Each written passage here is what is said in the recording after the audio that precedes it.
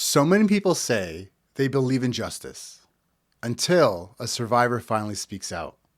Then it suddenly becomes, well, why didn't you say something sooner? Why does your story sound so messy? If this really happened, wouldn't you remember every detail? Just recently, a person commented on one of my TikTok videos because I was talking about the Epstein files and the survivors. And one of them said if that was her and a victim's situation, that she would remember every single detail like time, place, clothing, etc. Today, we're going to talk about why that reaction isn't just wrong, it's dangerous.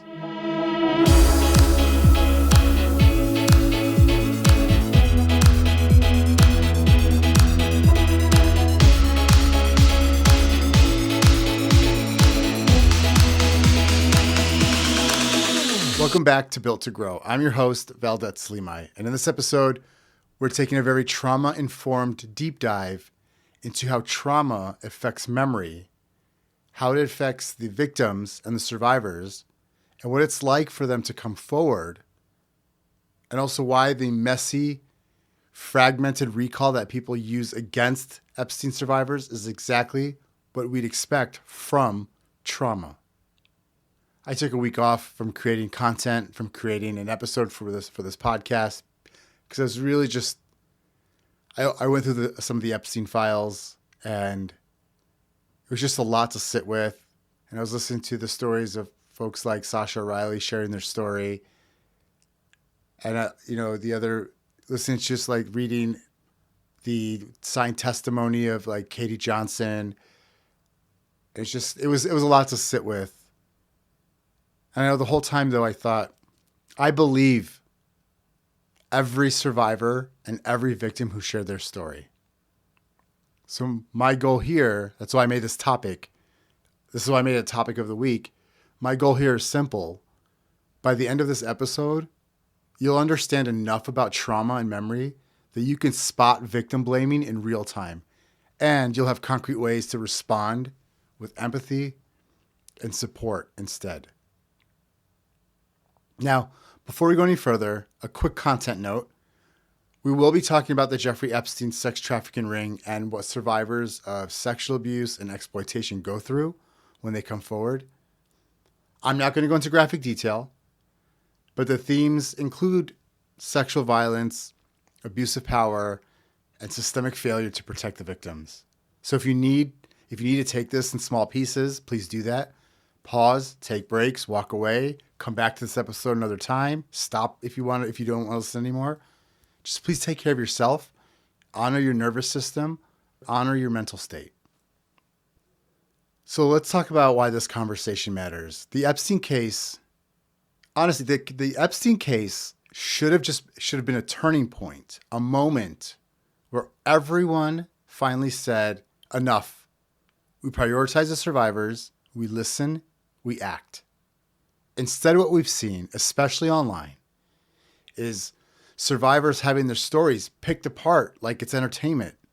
Comment sections full of people calling them liars, gold diggers, confused, unstable. Somebody on Instagram threads referred to Sasha Riley as a nut job. We see whole threads obsessing over these tiny inconsistencies in dates or locations, as if the human brain is in some courtroom transcript or some like court of law. Here's the problem. If you don't understand trauma, those inconsistencies can look like proof that nothing happened.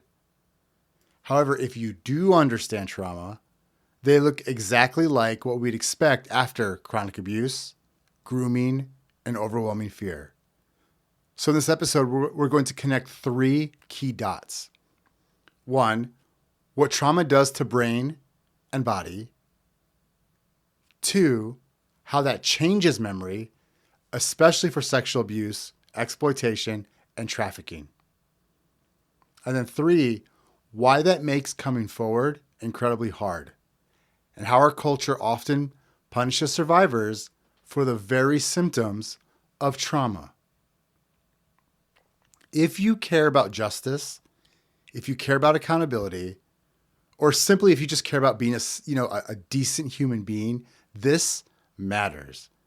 Because every time we treat trauma-shaped memory as suspicious instead of expected, we're making it harder and way more dangerous for survivors to speak their truth to power. So let's start with Trauma 101. What's actually happening in the brain? So we need like a clear definition first. Trauma isn't just a really bad event. Trauma is what happens when something overwhelms your ability to cope, when your nervous system decides we're not safe, we might not survive this. In those moments, your brain is not trying to create a perfect chronological file labeled what happened on June 14th at 3:42 p.m. Our brain has one function: to keep us alive. And that's exactly what it tries to do during a traumatic event. It's trying to keep you alive. And very quickly, there's a few big things that will happen. One, your survival brain will immediately take over. The amygdala, this little part of our brain that's kind of like our alarm system, goes on high alert. Your body gets flooded with stress hormones, with cortisol, so you can fight, flee, or freeze. So that's one. And then two, the thinking and time tracking parts of your brain go partially offline. Regions like the prefrontal cortex, which is the right in the front of our head, which helps us with reason, planning, putting things in order, getting dialed down. You're not meant to analyze when you are in a heightened state. You're meant to survive. And then number three, the body stores sensations in fragments. Trauma memories are often made up of flashes, so sensations, images, sounds, body feelings, a smell, a look on someone's face. Not a neat movie with like a beginning, a middle, and an end. Now, layer into that chronic or complex trauma. And this is exactly what many of the Epstein survivors describe. It's repeated abuse over time. It's grooming and manipulation by adults with money and power. It's situations where resistance feels impossible or dangerous. In those conditions, your nervous system may live in survival mode for a long time. And you're not just encoding events, you're constantly scanning for danger, trying to predict what will keep you safest. Memory gets woven together with fear, shame, and confusion. So from the very beginning, trauma is changing how memories are formed, not just what is remembered. So let's go into that a little bit more. Let's talk about trauma and memory. Let's directly talk about memory. A lot of people imagine memory kind of like a hard drive. It's almost like people think like you hit record, something happens, and then later you just play it back in your head. That's not how human memory, especially traumatic memory, works. There's a few key patterns that show up again and again in trauma research and in the survivor stories. One, memories are stored as fragments.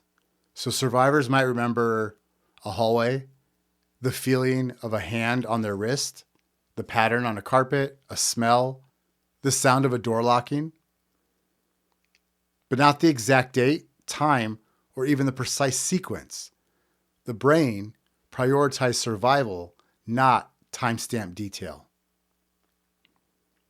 Which takes us to another point. Time gets weird. During overwhelming events, the parts of the brain that track time go offline. So survivors often describe it as something like, it felt like it went on forever, or it was over in a blur. Or they're not even sure what incident happened first. Recall can be delayed and it can be triggered. Pieces of memory may surface months later, years later, especially when someone becomes safer, gets support, or encounters a trigger. It could be anything. It could be a smell. It could be a news story. It could be a photo. But they may resurface later with a trigger or when they feel safe. Details can also shift without the core truth changing. So a survivor might initially say something happened when they were 15 and later clarify that they were 16. Or they might misremember which house something happened in while still be completely accurate about the abuse itself. So, for people who don't understand trauma, this can sound like changing your story. For people who do understand trauma, it sounds like the nervous system doing its imperfect best to piece together what happened from those scattered fragments. And when we look at the survivors of the Epstein traffic ring, we're not looking at one clean single event. We are looking at grooming over time, multiple locations, powerful adults coordinating abuse, and a whole system built to keep victims confused, compliant, and silent. Of course, the memories are going to be messy. And of course, different survivors will remember different pieces. But that doesn't make the abuse any less real. So I want you to get an idea of what it's like to come forward as a survivor. Like, I want you to imagine something. Imagine something horrific happened to you when you were a teenager. You were hurt by adults who had money, status, and connections. And maybe even at that time, you didn't have the language for what was happening. And so you carry that for years. You're not sure anyone's going to believe you. You're not sure you believe yourself sometimes because shame and grooming and gaslighting do that to people. You're just trying to function, go to school, work a job, build a life, while parts of your body and your brain are still stuck back there. Then one day, the Epstein story breaks again. Names are back in the headlines. There's a documentary. There's a lawsuit. There's pressure. Someone asks you to tell your story, or you feel like you have to speak because the alternative, staying silent while people debate whether this even happened, is unbearable. When survivors come forward in that context, a few things are happening internally. 1, fear of not being believed. What if they call me crazy? What if they say I'm doing this for attention or money?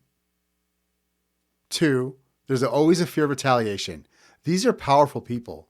What happens to me or my family if I speak up? Katie Johnson was threatened when she was going to the lawsuit. The lawsuit was happening against her and between her, Donald Trump, and Jeffrey Epstein, but she was threatened. So that was a fear of retaliation, and that was actually in the signed affidavit. Then there's self-doubt. My memories are so jumbled. What if I get a detail wrong? And they use that to say none of it happened. And then the fourth thing is also re-traumatization. Telling the story, especially in public or especially in a legal setting, can bring the body back into freezer panic.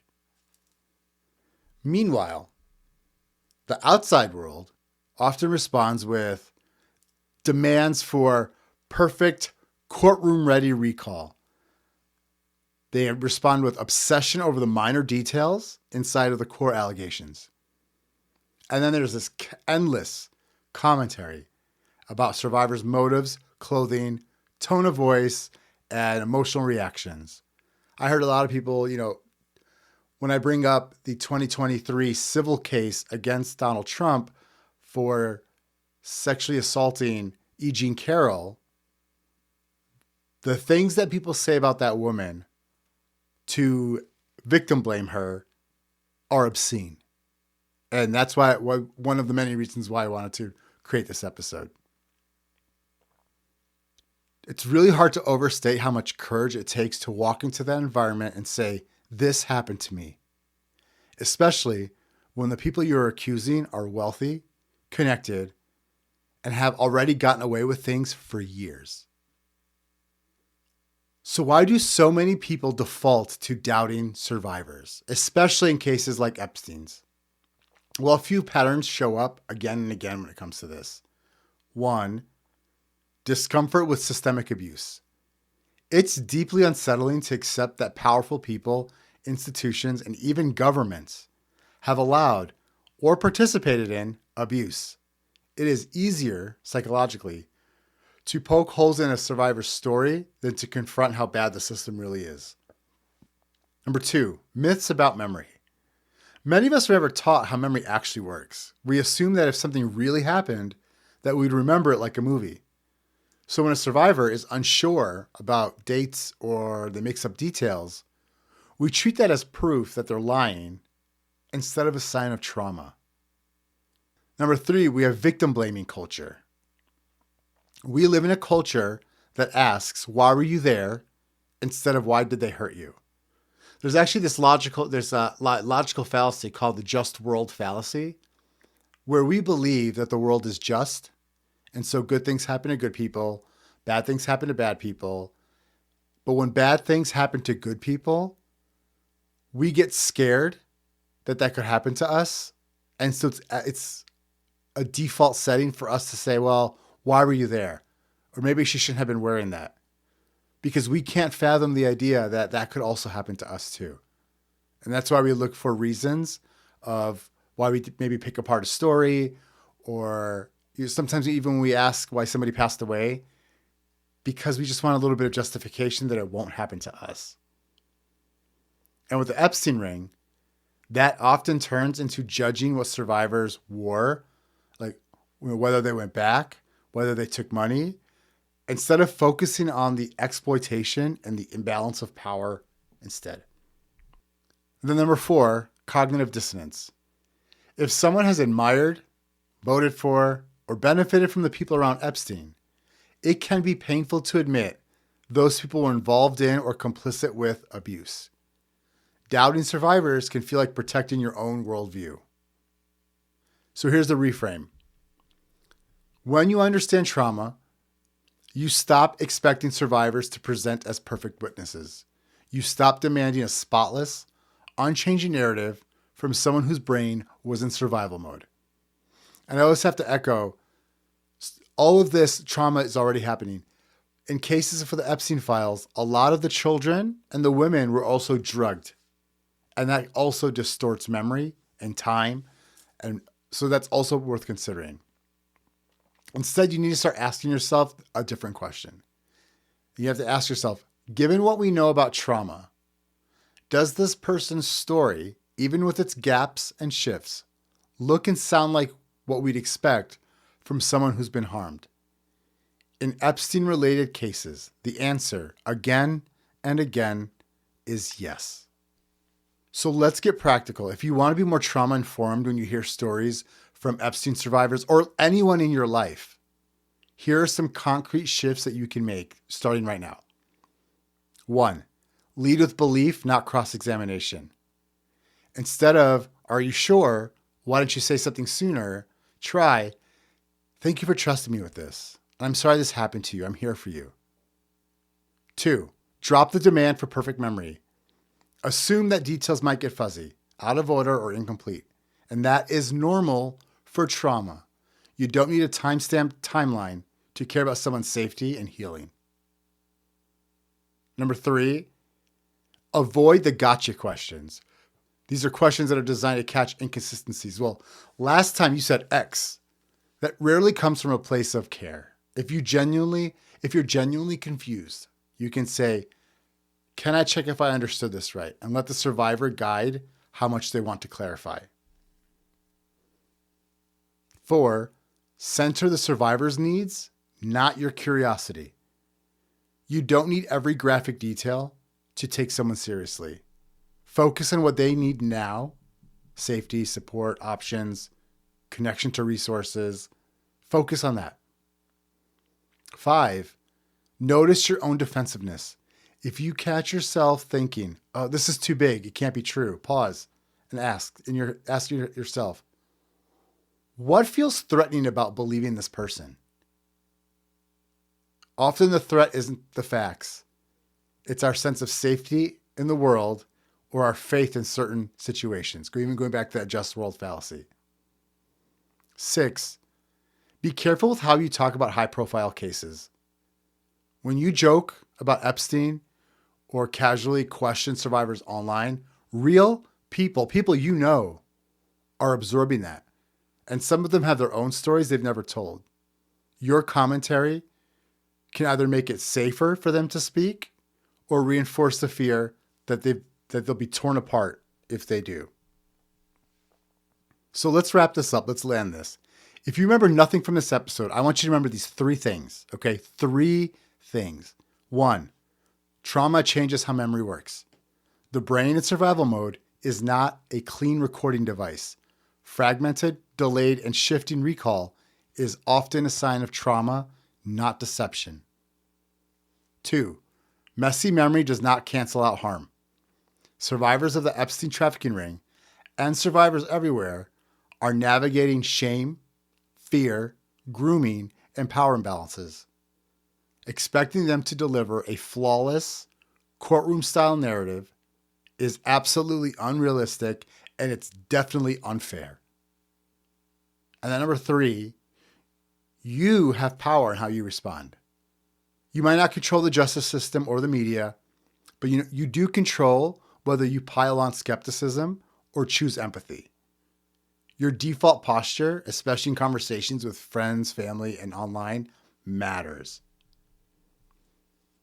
So here's what I'm asking of you. A couple things. Take a moment after this episode to notice where maybe you've been quick to doubt survivors, especially in complex cases like Epstein's. And I want you to decide, what kind of person do you want to be when someone says this happened to me? And then also share this episode with at least one person who still says, well, if it really happened, wouldn't they remember it better? And invite them into a more trauma-informed lens. Look, survivors don't need us to be perfect. They need us to be willing to learn, to listen, and to stand with them, even when the details are hard, messy, or incomplete. Thanks for listening to Built to Grow. If this episode was helpful, consider sharing it, leaving a review, and starting a conversation with someone in your world. And I will see you in the next episode.